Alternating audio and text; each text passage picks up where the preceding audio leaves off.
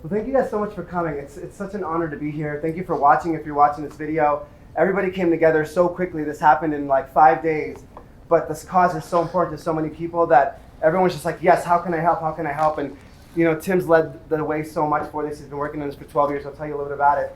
So we're going to start this program with Tim Ballard singing "Rescue" by Lauren Daigle, and then we'll get the program going. So, Tim Ballard.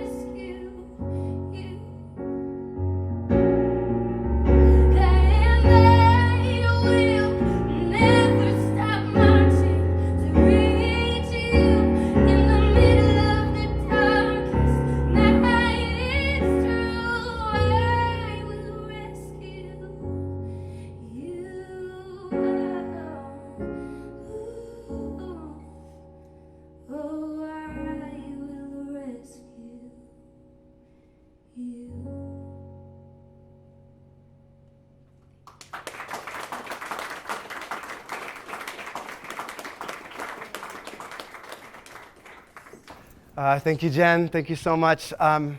Now, for the next first 10 minutes, Tim's going to just share a message with us, and then after that, we'll go to some questions from the audience, and we'll just go from there. So, Tim, thank you so much for being here, and we'll pass the mic to you. Thank you guys so much for being here. It's amazing the support that we're getting right now for this cause. I've been wondering when this was going to happen, a kind of a bigger movement. A lot of you have been involved from the beginning, but there's a national movement going on. I can't really understand it. I don't know what's going on, but we've been praying for this.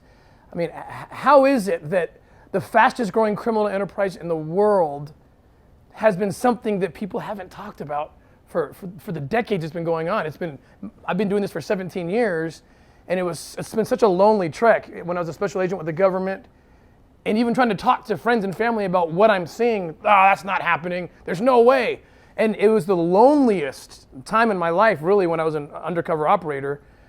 When we started Operation Underground Railroad, it's about 7 years ago, I knew the darkness was still going to be there, but I was really encouraged because people like you started showing up. And I thought, well, there's a lot of light, too, in this world. I had been 12 years in darkness, and there's a lot of light, and I got optimistic. But even then, that light was like, how do we get it to be bigger and bigger? This is not a small thing. These are millions of people who are enslaved. There's more people enslaved today than ever before in the history of the world. 30 million people, 10 million roughly are children.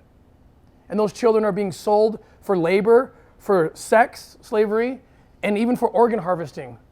We've been able to take down a couple of organ harvesting rings, believe it or not, in the Middle East. And we can't get into the details of that, but this is not a small thing. And I've been screaming for years, like, this is huge.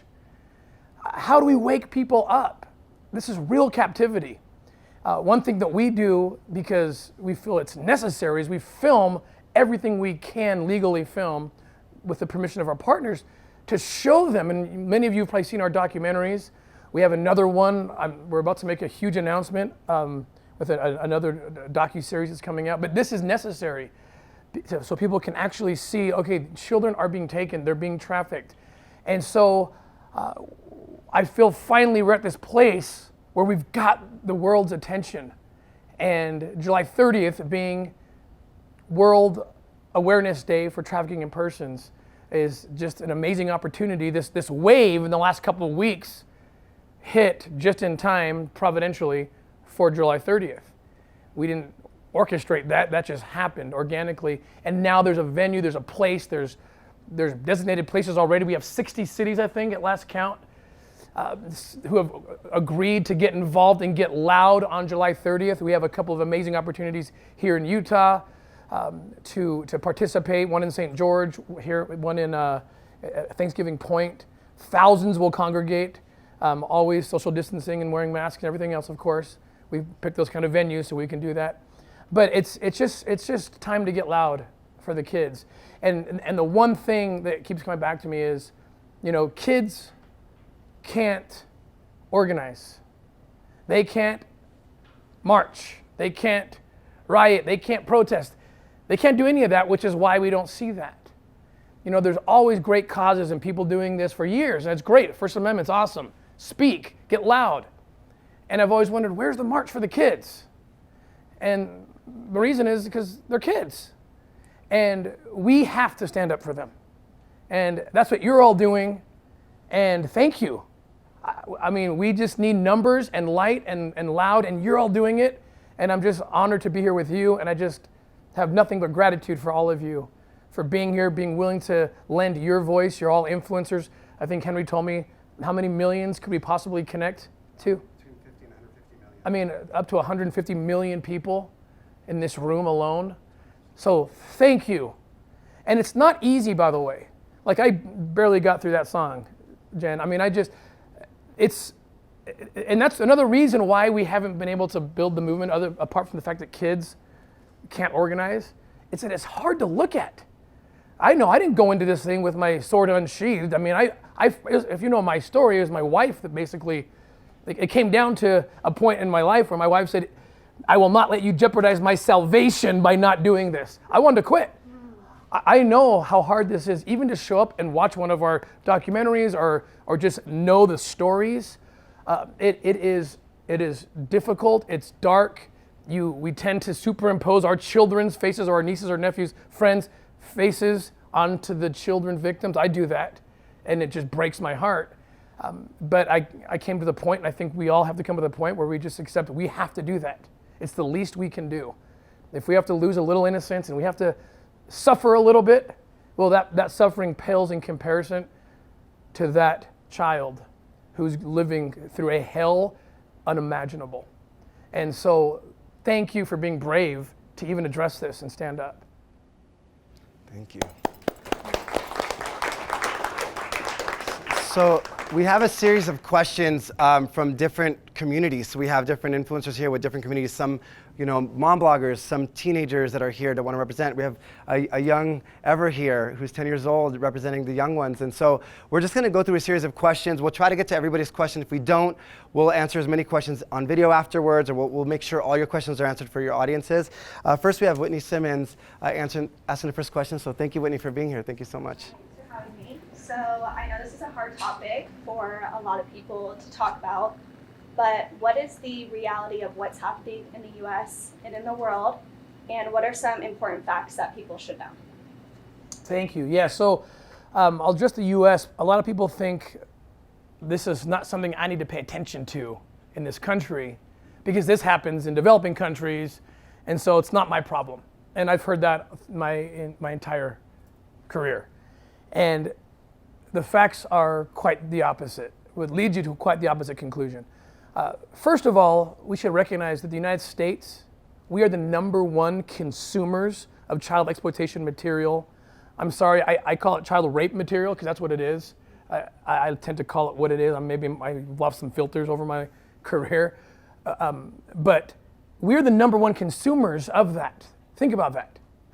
Okay, so when we're in 26 countries, and we are targeting, we're rescuing kids #1, but we're targeting #2, our countrymen who are out doing this. Okay, we are the demand, we are the problem. There's a reason why in the last Trafficking in Persons report issued by the State Department, the United States ranked in the top 3 for destination countries for trafficking. Traffickers want to get their kids into our country because this is where they can make the most money. This is where the largest kind of population of pedophiles exist.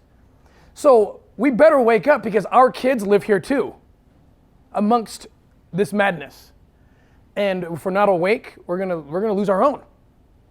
And so that's the numbers in the United States. And the numbers keep growing and growing and growing. It's estimated that there's about 18,000 children and women who are smuggled into the United States every year and forced into some form of slavery. And then the other thing I'd say about the United States versus outside, it's more difficult to see here, so it's easier to turn a blind eye. Most of the deals that are done, people are surprised to learn that close to half of our operations are actually domestic. But we can't talk about them because they're usually a high-tech response. So it's the dark net stuff where we work very closely with law enforcement partners, Internet Crimes Against Children task forces, to make sure that law enforcement has the tools they need. But the deals are done online to the dark net here.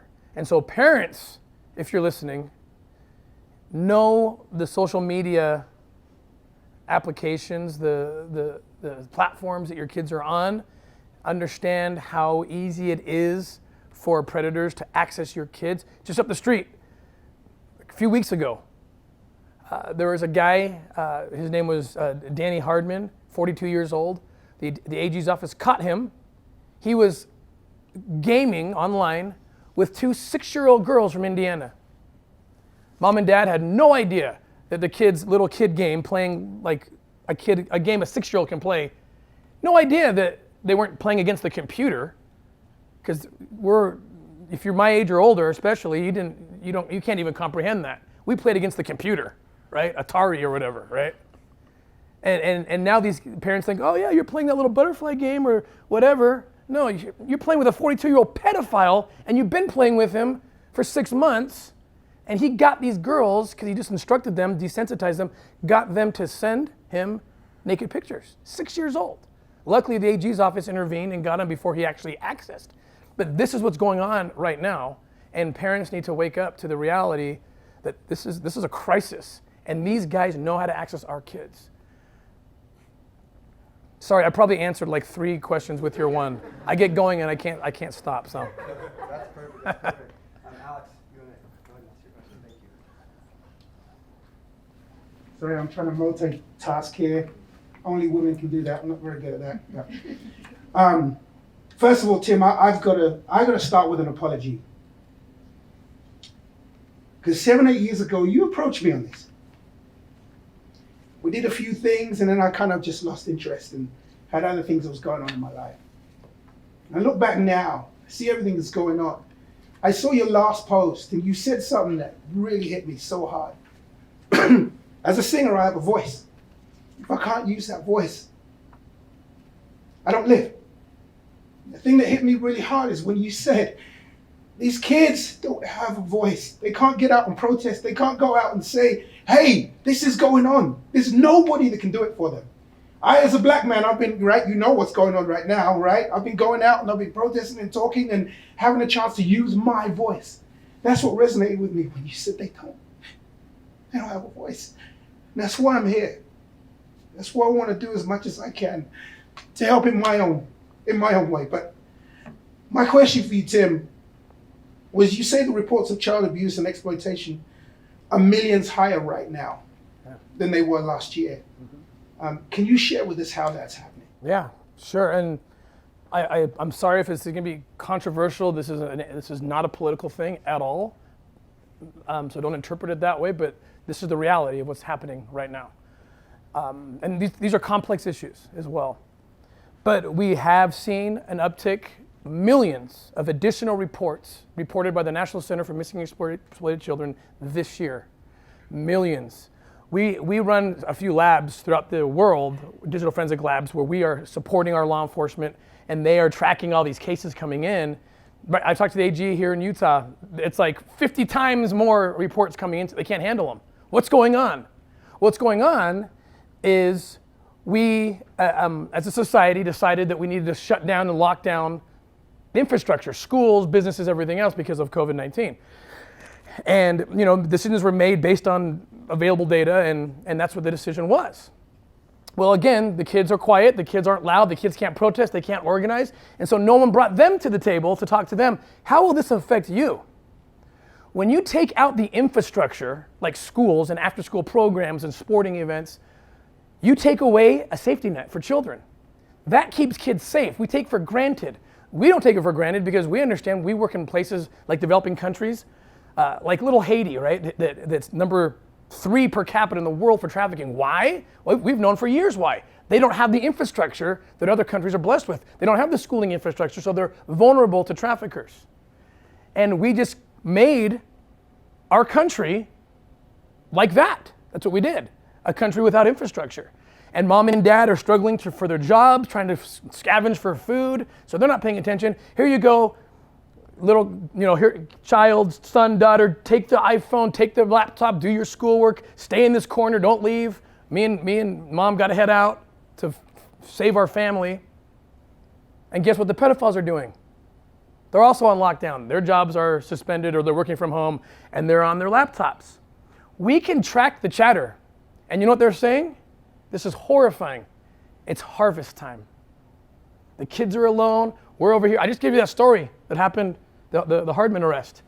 That's happening by the million right now. We won't even know the consequences for years to come. Millions of lines are out right now, and it'll be several years before we start seeing victims pop up. Say, I was taken, I was hurt, I was abused, and this is where it begins. Now, this is the part that's going to get maybe controversial, but it is what it is. We have data now, and I'm not a scientist, but I'm very interested in the data because the data affects our work. And we know this. The CDC agrees every single non-political, non-partisan healthcare provider, scientist from Harvard, from Stanford, from everywhere, CDC even, if you look at it, they are telling you this. If you are 65 years or younger, you have a 99.99% of surviving COVID if you get it. I'm going to say that one more time so it sinks in. If you're 65 years or younger, you have a 99.99% chance of surviving COVID. So we go further into the data. Now, if you're older than that, very dangerous, extremely dangerous. Lockdown, quarantine, stay out. But when you consider the trillions of dollars that the government has already spent to bail out businesses, you can take the tiniest fraction of that. And those people who are 65 or 70 and older, they could be in the Four Seasons Hotel for a year or more with a fraction of that money, right? They need to be taking care of people with pulmonary problems, asthma, whatever. That's a different story. But I'm talking about those who are 65, 60 years and younger. And here's the sad part. They're the ones that create that infrastructure that keep our kids safe. The last day, I think I saw the last data was something like 88% of teachers and coaches and people that create the infrastructure that keep our kids safe are under 60 years old. Teachers are a young profession. I think 3/4 are under 40 or something even. And so once we've taken care of the most vulnerable, the question that should be asked and is not being asked, should have always been asked, was never asked, this is the question. What is scarier to you? After we've taken care of the vulnerable, what is scarier to you? A virus that has a 99.99% chance of survivability, or the absolute fact that hundreds of thousands, maybe millions of children will be raped, will be sexually assaulted? That's not a hypothetical, that is the trade-off for this other one, for the 99% survivability. What do you, I mean, is even, you don't even need to think for 2 seconds. You know the answer to that question. Have you heard anyone ask that question? Has any governor asked that question? Are medical professionals asking that question? No one is asking that question because the kids are still shoved in the closet. Take your laptop, let us adults figure this problem out, and you're not part of the equation. That's what's going on right now. How does this happen? You know, Nelson Mandela said, the true character of a nation is how you treat your children. If you really want to know what a nation is and what's their heart, I'm paraphrasing him, it's how do you treat your kids? We're not treating them very well right now. We have abandoned them. In this country and in every country. We need to bring them to the table. And then, here we go again, I don't want to weigh into controversy, but I have to for the kids. One crisis follows the next crisis. And now you know this, and I know this, what happened to George Floyd, horrific, grotesque, one of the worst things I've ever seen. I'm law enforcement. Illegal, horrible. Things need to change. There's no question about it. Policing needs to change. I have several ideas about what needs to change. But when I hear, and I know this is politically charged, and people say, don't say it, Tim, don't say it. When I hear this call for defund the police, I don't know what that means. I'm for transformation. But when you say that, I'm watching some of the places, city councils, who are saying, yeah, we're going to do that. We're going to do that. And I'm looking at the sheriff response or the law enforcement say, our child crimes unit is gone. If they do this new budget, it's gone. You need to understand something about law enforcement. There's reactive work and proactive work. Most developing countries that we work in don't have proactive investigations. Why? Because the reactive ones you have to respond to. The homicides, the bank robberies, the assault on the street, the things that are landing on your desk, you've got to respond to because the media's on you, people watched it happen. Child crimes don't land on your desk. I know, I've been doing this for 17 years. You have to go out and get them. You have to infiltrate organizations. You've got to get online. You've got to get creative. You need K-9 units. You need mobile labs, things that O.U.R provides to law enforcement. These are proactive measures. This is a closet crime. It's done in the dark. There's no profile. You can't say this guy looks like a pedophile. He must be. These are everybody. It's anyone you can think of. We've arrested professionals, educators, doctors, lawyers. This is a closet crime. You have to go out and get it. And so when you take away funding from law enforcement, the first to go is proactive investigations. Because what you don't know, you don't know. Well, I can't be held responsible for what I don't know, but I've got to respond to the reactive stuff. So transform, yes. Don't hurt the kids. Again, we've already hurt them once this year, and we don't even know the consequences yet.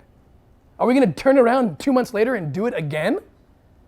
Forget about them as we lose our units? Already the United States doesn't have the resources they need. We know because this is our business. We provide these K-9 units that sniff out digital forensic media.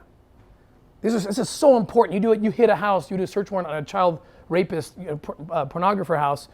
The law enforcement can't find, these guys are so smart now, these pedophiles, and they're hiding their evidence, the child rape videos, on like little digital media you can't even see. They hide it in carpets, they hide it in ceilings, whatever, they hide it. And the human being can't find it. So we have, who knows about our canine units, these unbelievable animals, these dogs, that are trained to sniff out that. And they go in and they sniff it out and boom, you got it. And that's the only hope some of these kids have, because they're on that video. And if we find that, we'll find the kid. If we don't find that, that kid's trapped. The dogs are saving lives. We have a chart. You can see all of our different dogs. doTERRA, one of our local supporters here, they've purchased several of those dogs and they name them after their products. Like there's one of my favorite dogs is named Cinnamon Bark. It's a proactive move. The AG's office here, the ICAC has one. But this allows for the digital forensics to happen immediately when they're doing the search warrant on the house. Which means you get the evidence within a couple hours, which means you have enough to arrest that guy immediately. I remember the days when I was an agent and we do search warrants and I'd have to take that digital media, the laptops, the computers, the phones, and take them to a lab and they sit for 6 months. And we can't arrest the guy because we have a speedy trial clause in the Constitution, which I agree with. But if you arrest him too soon before the evidence is ready, he's going to get acquitted, he's going to get let off. You don't have time. Well, that's a 6-month period where this guy's free. I've come back to cases, broke my heart, where 6 months later we're going through, oh my gosh, he's been abusing the girl next door. And then we come to find out that he even did it in that window after the search warrant. This is absolutely, there's no excuse for this. The mobile labs changed that. The guy's arrested on the spot because you do the digital forensics immediately. Every unit in the United States and the world needs these tools. And my fear is, they already, you understand, even before all these, the turmoil we're in and the questioning of the police, even before that, years before that, we are struggling as an organization to get those tools into the hands of those law enforcement. So now, can you imagine our fear now? Oh my gosh. It's already been an uphill battle. Now it's just got like this, straight uphill, trying to get people to protect our kids. So it's just, I'm not anti anything. I'm not anti anything that's, the movements and I love the First Amendment. This is not an anti anything. It's just a pro-child. We can do two things at once. We don't have to forget the kids every time we want to create an awareness campaign, or we need to respond to COVID or whatever. We can do both things, but the first question should always be, how will this affect kids? And somehow, it's not even the last question. It's not even on the list of questions right now. And that's what we need to change.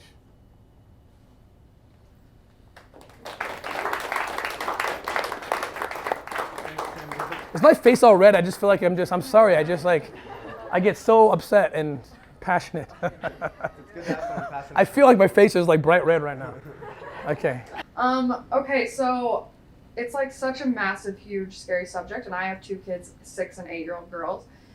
And so, I'm very actually open about this, and I talk to them about safety and stuff a lot more than other parents that I know, but I don't know how to approach some of these scary topics, and I don't know if it's like, do your kids know what you do? Is this something that you should be talking to your kids about? How do you do it? Like, when's a good time? Are they too young? All of the above. Yeah. Such a good question, and something I've thought long and hard about. I don't have a great answer for it, but I can tell you what my wife and I decided to do is, we have 9 children, and every single one of them gets that talk at a different age, because some are ready, some aren't ready. But it's a hard balance, because you don't want to scare your kids, you don't want to teach them something you don't want them to know, but at the same time, 6-year-old girls were taking their clothes off, this side of a month ago. Okay, so how do you balance that? It is so difficult, but the first thing I'll say is parents need to educate themselves on every single tool, online, social media program that your children have access to. You've got to understand it. And that's what parents don't understand what TikTok is, what Instagram is, what Facebook, they don't get it. I've had parents come to me and say, oh, my kid's fine. They're safe on Facebook, and here's my proof. Look at their page. It's so wholesome, and I'm like, that doesn't matter. They're 2 clicks away from hell at any time. It doesn't matter what their page looks like, And the other thing, I get these 13, 14-year-old girls with 10,000 followers, okay? Okay, are they all your friend? Do you know who they are? I'm talking about children here, right? Don't think they're all your friend. Okay, and I'm not against that at all. I think that it's a powerful medium, right, to do good and everything else. But educate yourself. Your children should know. Just because you have all these followers They're not all your friends. And just because the guy who looks like he's this cute football player from the school down, in the next city over, you don't know if that's who it is. We've had so many cases where grotesque old men pedophiles pose as a child online, and that's how they access your kids. So it's just about educating, and once the parents have it figured out and have a really good idea, really, you've got to go kid by kid and pray and meditate until you get your answer of what you should say and when you should say it, because it's so individual. There's no standard here. I've had kids where you had the sex talk at 7, and another one who wasn't ready till 11. Like a 3-year span, and it just depends on when. And I rely on my wife's spiritual kind of intuition more than mine about when that is and what should be said. And then in terms of when my kids ask, when they're asking me questions about what I do, that's when I begin to have a conversation with them. Because I figure once they're mature enough to ask a question, that means they're mature enough to get an answer, something, right? So that's kind of how I gauge that with my kids, because I leave for long periods of time. Dad, where are you going? What's going on? And it's hard to explain to them what we're doing without. So it's just measured and individual, customized responses. I wish I had a better answer than that, but No, that's amazing. yeah. That totally applies. Thank you, Jessica. Thank you. I love that we have such a diverse group here. We have mothers, and now we have someone that reaches the younger audience. So Indy Blue's here, and she just had a question for her from her community. Hi. So a lot of my followers just want to know like the first step, like how can I help? What do I do? And I think, like we mentioned, we've seen this crazy spike in awareness in the last couple of weeks. Tons of people are waking up, and I think it's so underestimated how just even sharing an infographic, what that does. And so I'm telling people just start speaking up. And my question is, like, why are people so quiet? I'm sure it drives you absolutely insane seeing mommy influencers make such waves and normal high school kids in Utah make such waves and not celebrities or media outlets. And I'm sure we just can all imagine how much good could be done if those powerful people finally spoke up. And I think what's so frustrating is these aren't sleeping people. These aren't ignorant people who don't know. These people are aware and they're silent. And so what is your opinion on why they're so silent? Thank you. Great question, Indy. Thank you. First of all, I want to address the first part of your question, which has to do with getting loud. What can I do? The first thing I tell people is get loud. Send to all your influencers some stat, something. It doesn't have to be our organization. There's so many organizations out there. There's tons. Find one that you love, or even just stats or videos of anything. Get loud. That is the most effective thing you can do, and we know this. There's a historical precedent. There's a reason we call ourselves Operation Underground Railroad. That wasn't casual. I love history. We have to learn from history. How did, and I'm careful to compare the transatlantic slave trade with modern day slavery. They're both slavery, but you don't want to cannibalize history and keep the integrity of each story. But there's lessons we must learn from the 19th century. How did slavery in the 400 years before it was finally eradicated legally, how did that happen? Same question I have today. How did we live that long as a people and do nothing about it? And finally, in the 19th century, people got loud. Why? What was the difference? What happened exactly? What happened was meetings like this finally started happening. So there's parallels here, right? People started to gather. People, the most brave people who are our heroes, who came out of slavery and began to be brave and tell their stories.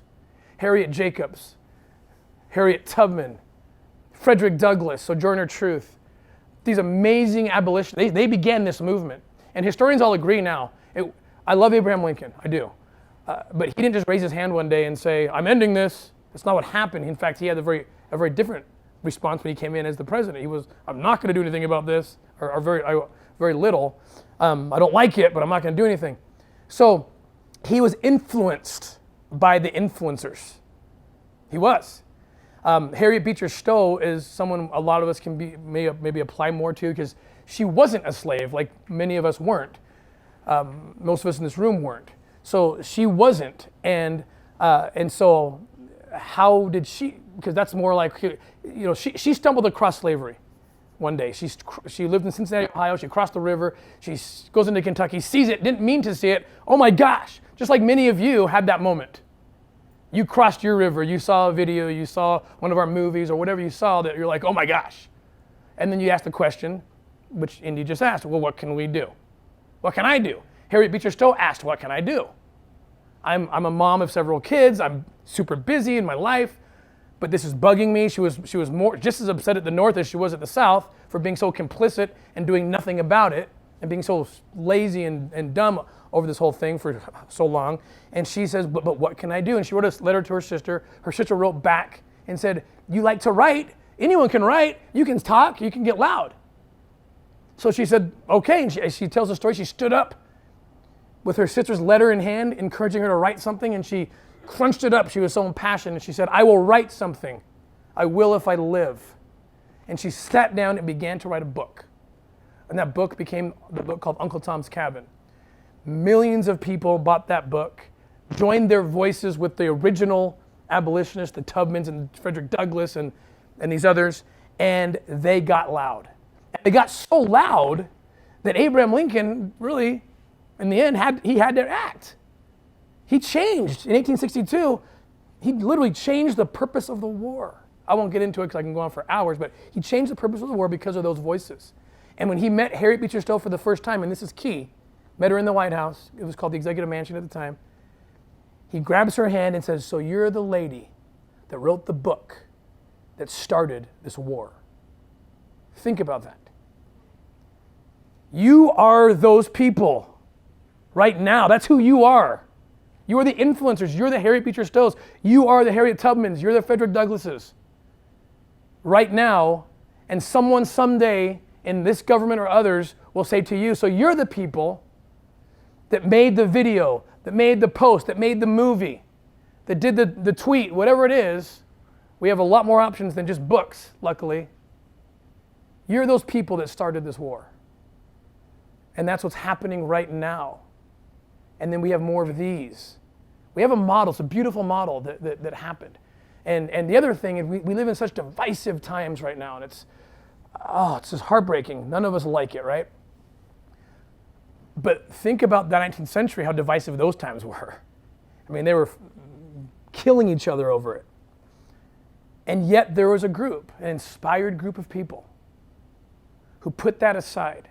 It didn't matter race. There was black people, white people, German Americans, Mexican Americans.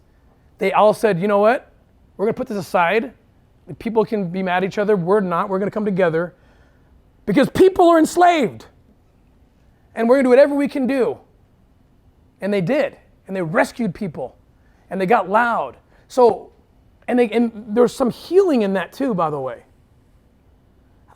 I got a call from Pittsburgh Steelers head coach Mike Tomlin not long ago, and he brought me out to Steelers camp. And he said, he's like, Tim, the NFL is just like this divisiveness, and I don't like it, and we need something that we can all agree on. This is a sad commentary of our society, of our nation, of our world, but I think we're at the point where there's only one thing left on the table that we all agree with.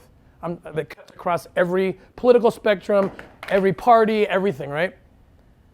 And it's sad there's only one thing left that everyone can agree on, because anything else, you can't.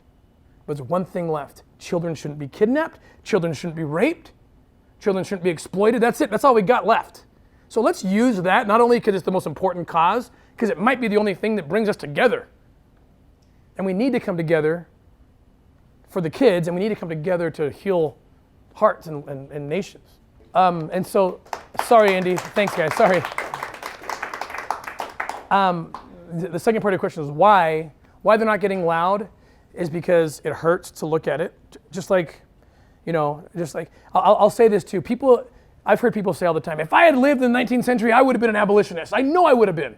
And I have to be the jerk that says, you probably wouldn't have been, because the parallels are pretty the same. If you lived in the North, you didn't travel to the South any more than any of us generally travel to high trafficking areas. Again, not that you need to leave the United States because it's here, you just can't see it as well. But the parallels are there. They could turn a blind eye just as easy as we can. So if you would have been an abolitionist then, guess what? You will be right now.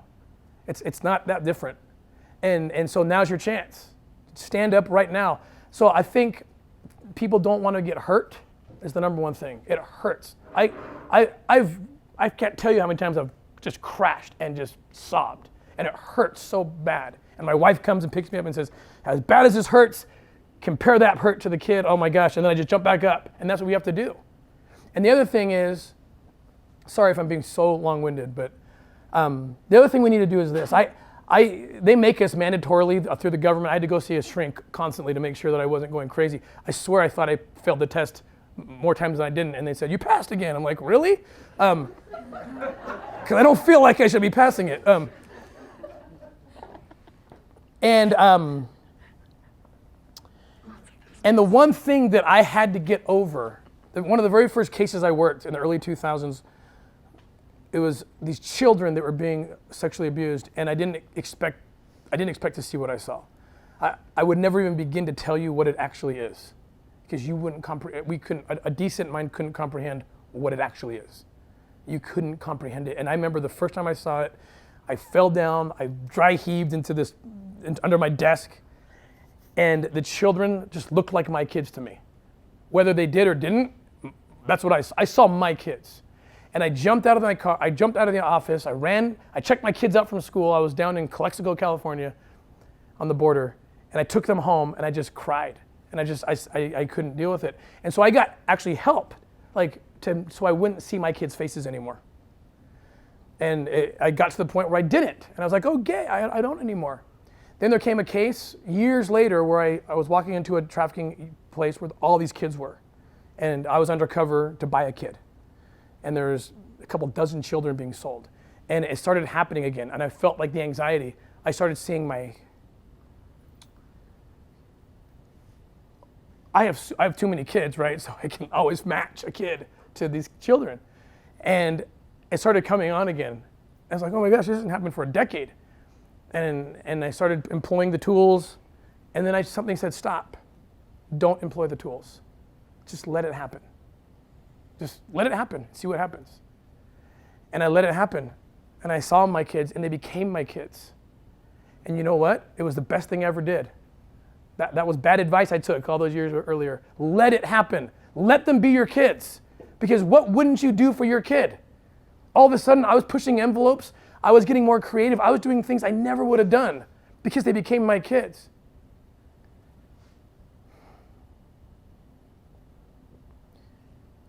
And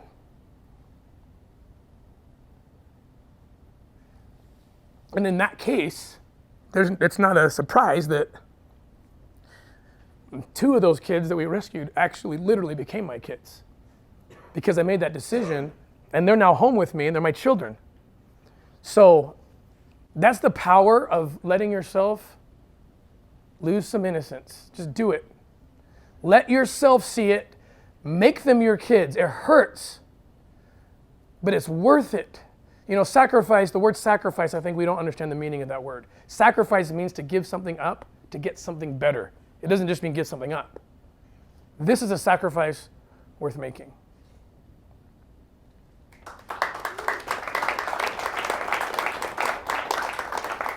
And now speaking of the innocence of a lovely child, Ever's here. They wanted to fly in just to be a part of this. Ever's a big advocate for kids. So Ever Matson, we want to share your question. We'd love to have you speak. Hi. Hey. Before I get started and ask my question, I'd like to share with everybody that the kids that I serve with my nonprofit are kids who are targeted for trafficking because we live 15 minutes away from Tijuana, and all the kids that I serve, it actually has happened to some of them. So this question is very important to me, and here it is. Hi Tim, my name is Ever Matson. I'm 11 years old, the founder of Child Hunger Sucks, and an advocate for kids in crisis. I'm a young influencer using the social media platform to help kids in crisis. Many of the kids today on social media are not aware of the dangers, and I personally know that because the children that I serve are targeted. How can I educate them and empower them to be safe? Excellent. Thank you. That was an amazing question. Thank you so much. And thank you for what you're doing. Thanks for coming up here. You have a unique opportunity, and we need more people like you. Because kids will listen to you. They don't like to listen to adults, unfortunately, sometimes. My kids don't like to listen to me. And if you can, you'll know the answer to that before I do. You need to actually take the initiative here. And I would love to see what you come up with, and we'll connect so you can help me. How do you take this horrific, big, ugly monster, that's what this is that we're fighting, and bring it down to a level that kids can take it and be part of it without scaring them so badly that you ruin their lives or something, right? But they need to know something. And I struggled answering the question that was asked earlier because I don't really know the answer. That's the problem. But as you were talking, it hit me. You'll know the answer before I will. Because I can't see things how you see things. You have a very valuable and unique perspective. So why don't we do something? Help me. So I'm going to give you an assignment. Is that okay, Dad? Yes. So look at the data, have your parents help you. Look at the data, look at the things, consider all the things we've talked about today. How do you get that message into a place that children can understand it? There's some great tools you should consult too. The National Center for Missing and Exploited Children has amazing programs and tools that help kids see and help them understand. So definitely look at that, because that could be something that you could introduce and say, watch this video. It's what's the program called? NetSmart, right? Elizabeth knows. NetSmart. But there's programs there and other places where people have done it, but you could make it even better and improve on it. But consult that stuff first, the NetSmarts at National Center for Missing and Exploited Children, and then create a program. Create a program around that, and use me. Like I commit to you that I will come on a video, like you write the script for me and help me understand how I can, because I've lost filters. I tell people all the time. My wife doesn't like to take me out in public very often, because my career has caused me to lose all sorts of filters, and I start saying things, you can't say that. Like, okay, you're right. Like I've seen too much, and I have some fried circuits. But so you have to write my script for me, and I will totally help you do this. But come up with a program. This is such a good idea, because you could go viral with the kids, and they can learn what they need to learn to keep themselves safe, and then to help keep others safe. So many of your friends, it's a scary thing. You gotta be very careful on social media. I'm working with a group in San Diego right now called Humans Against Trafficking, and they're building this amazing software that helps kids know when they're in danger and they don't know it. There's recruiters, right? And this is for everybody. There are recruiters, traffickers who just live on Instagram, and they're looking for their next victim, and they know what to look for. They know when someone looks like they're looking for a little bit too much attention without much reason. Or they look for vulnerability, like, I don't like my parents. She's perfect. She doesn't like her parents. I can lure her out. They look for those things. So this software that Humans Against Trafficking is building that we're helping it's an algorithm. It's really cool, where it goes through and it can detect, like if there's a comment down here saying, hey, I'm a photographer. I'd like to take pictures. You'd be a great model. And talking to a 12-year-old, well, that 12-year-old might not see that comment down there because they're not going to see it. The system will, right? And it sees enough things, the skin to clothes ratio on a 13-year-old's page, stuff like that. All together, it says, boom, these are targets. These are people being targeted and they don't even know it. And then we can then reach out to those people, to their parents, to their teachers, and say, look, help this child before something happens. So that's a really cool tool. And you're from Southern California, I'm guessing? San Diego. From San Diego, so you're right there where those people, maybe that's not a coincidence, because you could actually help promote that tool as well. Parents need that tool. Parents can actually have the tool for free. It's all free. And they can actually make sure their kids never end up on one of those lists, right? So anyway, just kind of brainstorming, but let's get contact information and let's work on something, okay? That would be awesome. Awesome, thank you. Thanks, Ever. Thank you so much. Next I have Marla Catherine and then Britt Lamore. Hi, I just want to also say thank you for what you do. You're really appreciated in my family and my household. So Thank you. I often feel pretty overwhelmed and useless when I try to educate myself on the topic of trafficking. And I was just wondering what are things that I can do to make a difference and what is the impact that one person can have. Excellent. Thank you so much. So aside from getting loud, there's something else that we're doing at O.U.R. that I'm super excited about. We have, over the years, we've gathered 15,000 vetted volunteers. We call them our conductor group. Harriet Jacobs was the most important conductor on the Underground Railroad. An abolitionist is awesome. You're loud, it's great. An abolitionist is the next step a conductor is the next step where you're like, I want to get my hands dirty. I want to get into this even more than that. And that's for some people and it's not for others. These are people that want to get their hands dirty. They want to actually be deployed into some significant way. And 15,000 people have signed up to be part of we haven't even branded it publicly yet. This is the first time I've even said the name Conductor Club. I hope we go with that, Conductor Group. I'm the boss, so I guess if I say it, it is, right? But I love that name because I like honoring and utilizing the amazing heroes of the 19th century that show us the way, that we're willing to do something and really get their hands dirty. And so this group, what they'll do, sign up for this group if you haven't already, is we keep track, your skill sets are there. You have to go through a background check, you have to go through, take a very long test and pass it, fill out an application, and then we know where you live, we know what skills you have. So for example, we're working with a law enforcement unit here in the United States, and they want to set up some sting operations, and so they need to create undercover fronts, undercover websites. Well, just because law enforcement guys don't know how to do that. So we say, okay, on our 15,000 list, who's a web designer that lives near here? Oh, we are. Would you be willing to? Yes. Boom, connect them. One more background check. If you're going to do that, we give you another more extensive one. And now these guys are building software and building undercover tools for law enforcement to catch bad guys and save kids. That's the kind of stuff we're talking about.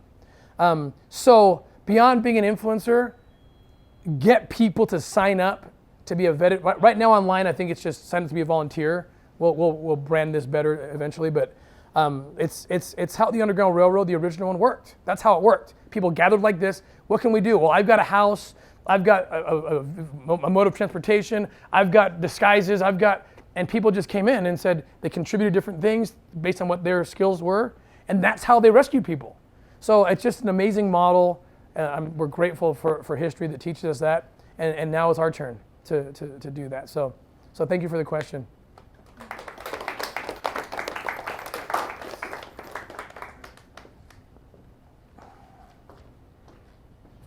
Hi, Tim. Hey. Thank you so much for being here again. I just want to ask, I know that we've touched on online trafficking is now so huge in 2020 and this day and age, and we have the younger generations who are trying to educate. Can you explain to us some different red flags to look for and the different traffickers? I know and have heard about different Romeo traffickers, guerrilla traffickers. Can you help explain that so that as people on social media and on these apps that can do good, we can be aware of what to look out for? Excellent. Yes, thank you. First of all, for anyone who's in charge of a child, a guardian, a parent, one thing I want to say before I get into the more detailed part of your question, know the danger. Again, I'm repeating myself, but I just anecdotally, I've had experiences with parents, and I asked them, I said, would you ever let your 13-year-old daughter go clubbing on a Friday night and go bar hopping and, oh my gosh, are you kidding me? There's no way. And then I say, would you ever let your 13-year-old daughter go behind a closed door with internet access? Oh yeah, every night. Like, okay, I just want to tell you, what you're doing is more dangerous than clubbing. I promise you. The ratio of kid to pedophile online versus kid to pedophile at a club, it's not even close. What you're letting your kid do is way more dangerous. What? Oh my gosh. And so parents need to start there. And they also need to know this, like there's signs in your child. If your child becomes very kind of introspective and social skills start fading, becoming very withdrawn from the family, because what happens, you gotta understand what happens to the brain. These guys that's why they're monsters. They destroy your brain. I was shocked one day, I went to a neurologist to understand this, and he showed me two brains. One brain was the brain of a child who had been sexually assaulted through most of their childhood. And the other one was the brain of a child who had been in a severe car accident. And he said, can you tell? It's the same. It's like, that's right. When you go through that trauma, your brain literally it's a physiological destruction. That's how severe this is. And people don't realize that's how severe it is. It's a rewiring of everything. And it begins, like the earliest signs of something happening is, so you're gonna see it display itself, is withdrawn, kind of lashing out, because it is, in effect, and eventually brain damage that these pedophiles, monsters do to kids. And so prevention, and then if you're past that point and you're worried, look for the signs like that. These guys are clever. These Romeo traffickers, they're the worst. They know how to work this. They know how to flatter, they know what to say, they know how to comfort. It's all fake. And then they have you. The other kind of trafficking that I need to bring up, people won't consider it trafficking, but it is, and it happens all the time, is it's bullying trafficking. That's my term for it, I guess. I got to come up with a better one, but what happens is these, a teenage girl, adolescent girl will get involved with a Romeo trafficker, but it's the football player from a great family, and we're neighbors. Nothing could go wrong. Then they end up having sex, and they videotape it, and then he comes out and says, and they break up, and he says, okay, look what I got. And you know what else I got? I got the email to your church congregation, I got the emails to your principal, to your family, to your grandparents, and I'm gonna send this video unless you have sex with my friend over here, and then have sex with him, and then do this. And this guy can be either making money or just doing favors for his buddies. And this girl's going home every night, living with her family, going in her bedroom, and she's being trafficked. And her parents have no idea it's even happening. It happens anywhere. It doesn't matter the socioeconomic state of your family life. It doesn't matter. In fact, we generally see it more in affluent places. It's that kind of secret trafficking. So these are the kind of trafficking situations that people need to be aware of. It's trafficking. It's as bad as any other kind. I mean, and they end up, I mean, these are the kids that end up being a threat to suicide, right? And so parents need to get involved and get really involved in their kids' lives. And if you catch your kid in something that you disapprove of, right? They're looking at something online, pornography, and this. We have a problem sometimes, especially in culture in this state, where we just react so wrong. And we're just like, yo, you're evil, and you draw the line here, and you put your kid here, and you're here. That's not how you do it. You need to recognize the evil that's infiltrated your home, whether it's the images or the Romeo traffickers, or whatever it is, and get your kid on your side of the line, and you attack this together. The evil over there. Does that make sense? If we could get that mentality in our parents, we could attack this problem a lot better. Because your kids are under attack. Get on their side and get against the attacker.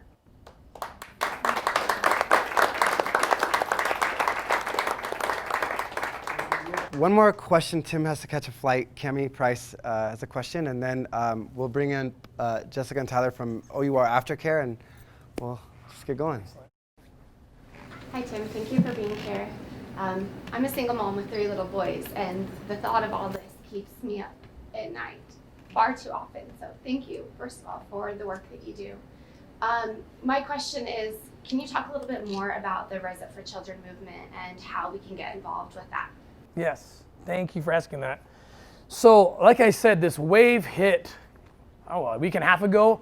This, of all things, there was this Wayfair conspiracy that kind of started it. Is this weird? Is this true? Is this happening? And we looked into it. No, it's not. That was debunked. But we had the opportunity to then say, but this does happen. I have bought and sold children in an undercover capacity on every social media platform out there over my 17 years. So it's a conspiracy, but that's very real. That can happen. That's how it happens. And code names and code words, and they use. I remember ordering cheese pizza from people. That's child pornography. Oh, how many slices? It's 12. I have 12 slices. Okay, it's 12 years old. There's codes, and you learn those codes, and you go online, and so it's very real. And that's, I think, so we kind of this movement just ignited over this. And providentially, I'm repeating myself, but providentially, our director of marketing called me and said, what do we do with this? Like, this wave is happening. People are, for the first time in our lifetimes, are like getting loud. And she said, look, in 3 weeks, it's July 30th. It's the World Awareness Day for anti-trafficking in persons. Like, wow, that's perfect. Let's do something. Let's. And so it was kind of this. We just kind of announced it before we had a plan. July 30th, something big is happening. Okay, what is it? We got. So what it is people getting loud for the kids. It's basically being a voice for the kids. If there's 2 million children currently being sex trafficked, I think it's more than that, because you add the other 8 million for slave labor. If you're slave labor, I promise, I've been undercover in these areas, you're also being sex trafficked. Just like in the 19th century, we don't talk about that enough. The transatlantic slave trade, you weren't just slave labor, you were sex slaves. And it's the same thing today. I would love, wouldn't it be great? I had this vision actually yesterday driving. If there's 2 million children, let's just start with that number, who are being sex trafficked. If 2 million people rose up and said, I'm the voice for one. I'm the voice for one. 2 million times. And then we can go up to 10 million. And then we can go up to 30 million people enslaved today. And that's what this is. It's standing and being loud for the kids who cannot. We don't even know where they are right now in most cases. But stand up and be their voice. And so in 60 different cities, I think it'll probably go to 160 maybe by July 30th. People are congregating at big parks, and they're gonna have local leaders speak. And the idea is, first and foremost, to ask a question: do you have the tools to keep our kids safe? And if you don't, get them. And if you can't get them, we'll help you get them. That's what I want everyone to say. I want mayors there. I want city council members there. I want law enforcement representatives there. And the question is, what do you have to keep our kids safe? We have a right to ask. And if we don't like the answer, it's not confrontational. Again, like that, there's a line here, you're on our side, okay? We're not getting mad at you. We're gonna get mad at the problem. What do you need? Do you have digital dogs? Do you have mobile labs? Are you affiliated with your Internet Crimes Against Children task force nearest you? And if the answer is no, let us help you. And then you call us, let O.U.R. help us help you. And that's the idea, to make sure that through all the societal kind of transformations that are happening, that the kids are not forgotten again. And these are the questions that have to be asked and answered on July 30th in these different cities. So if I had to pin it down to one thing, that's what it is not only raise awareness, but make sure that that's why we want it in many cities as we can, to make sure that each city becomes a trafficking-free zone. And they're not right now, but we can make it that. I have your script. Can I read it? Oh my goodness, yes, you're fast. Okay. Do you want to read it on the microphone for us? You were way fast. Thank you. I thought this was going to be like a couple weeks I had to prepare for this. Okay. Tim Ballard of Underground Railroad has challenged me to launch a kid-run movement to end human trafficking. Today we are launching Children Unchained. I love it. That's awesome. All right. So awesome. Launch that out, and then when you have the details, if you need me or one of our people to speak, or you need We can give you some footage where you can edit it so it's more applicable to children, stuff like that. There's tons of stuff we can do now with this campaign, okay? But I love the name Kids Unchained. Perfect. Let's do it. All right, thank you. You know, one really amazing thing, I mean, this is a really dark subject, it's a heavy subject, but also looking at Ever and looking at all of you gives us so much hope, and there's so much light in the world. And what Tim is saying, let's make light louder, let's make love louder, let's make the truth louder, right? Even though it's uncomfortable. So this gives us hope. This gives us hope. All of this, everybody watching, everybody sharing this, please share it with everybody. Gives us a ton of hope to save our children, to save, you know, this world really from this evil. So thank you all for being here. Tim, do you want to just take it home and anything we might have missed, anything you want to share? And you can. Oh my goodness, I think we missed absolutely nothing. I said things that have been in my mind that I've never said before because of your awesome questions. I mean, obviously you guys are you know how to ask questions and think. That's why you're where you are.